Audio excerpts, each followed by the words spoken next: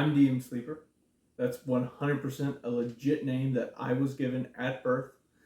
And I'm going to talk about my portable DM kit today.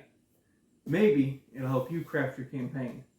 But also, I'm super jazzed about it. My wife got me this briefcase for Christmas last year.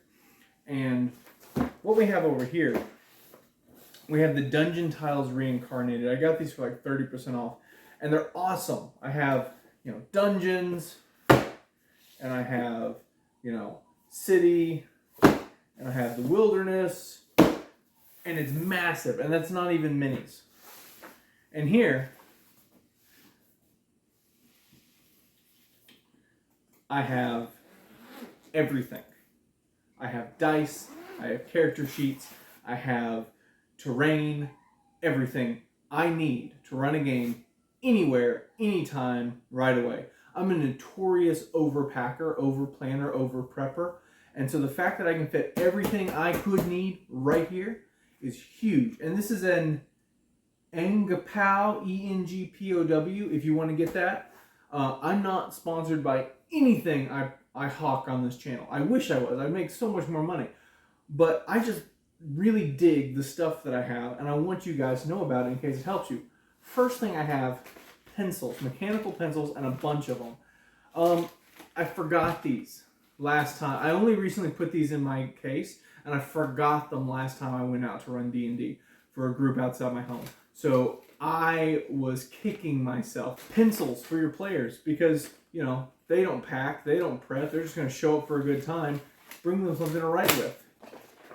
Character sheets. This isn't for D&D. This is for Valleys and Voyages, TM, patent pending, don't steal. Something I'm working on that you'll probably see more on this channel later. A menagerie of markers. I talked about this on the channel very recently, and then in a short. You have to have markers if you have dry erasable terrain. You have to. You can write down hit point counters. You can draw in different parts of the rooms, furniture, puzzles. You can turn grid lines into tile puzzles. It's great. You have to have markers. And multiple colors is great too. Now, I don't need this. I keep this here. It's 2 decks. It's the deck of many things, classic, and the deck of many fates, which I haven't opened yet. And I keep them because they were a gift, and sometimes I like to punish my players.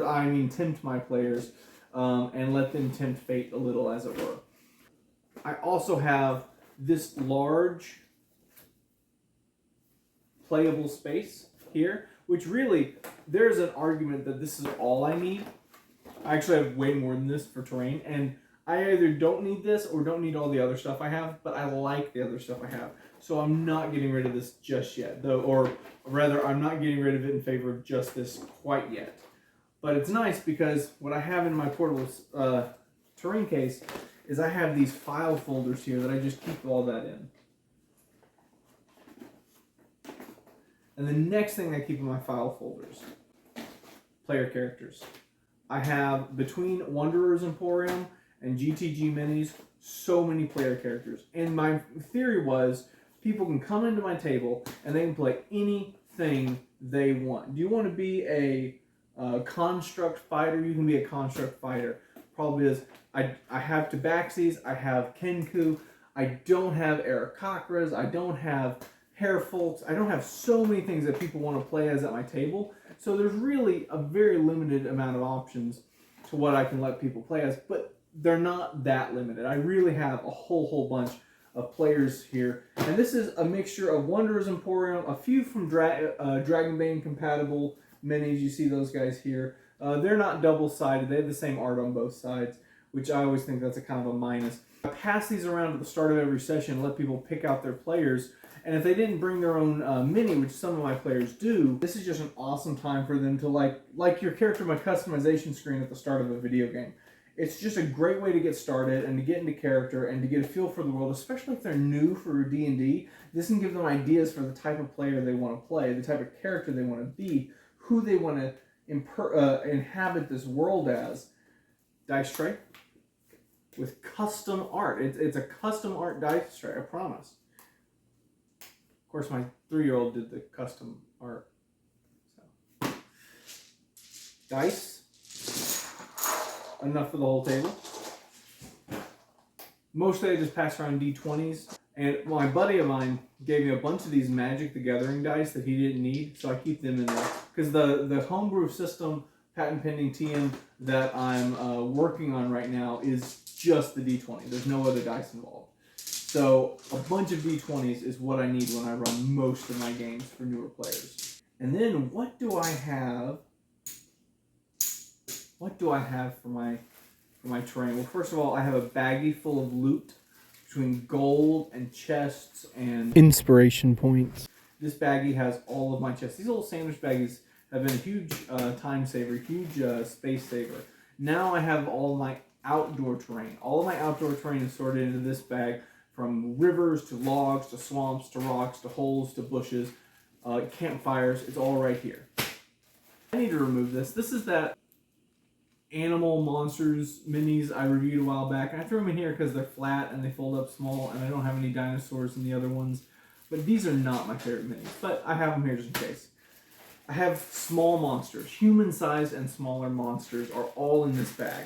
I mean, kobolds, goblins, and it's all flat so that I can carry a lot of them in a little space. That's the key thing, is carrying a lot in a little space, making it stretch as far as possible. Bases for my flat figurines, bases for my cardboard figurines. Interior terrain, dungeon dressing, stuff like that. This is mostly Master's Relics with a little bit of Wonder, like this door is Wanderer's Emporium, but the rest is Master's Relics. And I don't keep my Pathfinder dungeon decor simply because it's too big to hold in this box, but it is one of my favorite items. I break it out at every at-home session, and I keep it in another container. Now, these are my giant monsters. Dragons, giants, and griffins, any stone golems, trolls, anything larger than a human size goes in this bag with all of my really big boss encounters. And then I've split half of my parchment and paper colored flat terrain and half of my stone grass colored terrain into it and created stacks. The other ones I keep in another container for larger games. And these are my Master's Maze walls, and these aren't just walls, they're also doors and traps. So I don't necessarily wall out my entire dungeon, but I use the doors to indicate doorways, because it's easier than the flat tokens that land on the floor or the table. This is a baggie of some paper stuff that I've made myself from in-game puzzles and little miniature forest stuff, and I might add more index card stuff to this later. And this has been my on the road DM kit, and it's everything I need. And there's enough here to make it pop, to make it vibrant, to make it enjoyable, to make it really stand out and just be immersive for the players. Other thing I bring is I bring my tablet. And what I use my tablet for is I have a soundboard on there with sound effects and ambience and music. And I use those to kind of spice up my sessions. Well, I've been DM Sleeper. I hope this helped you craft your campaign, and I have to clean up my mess now.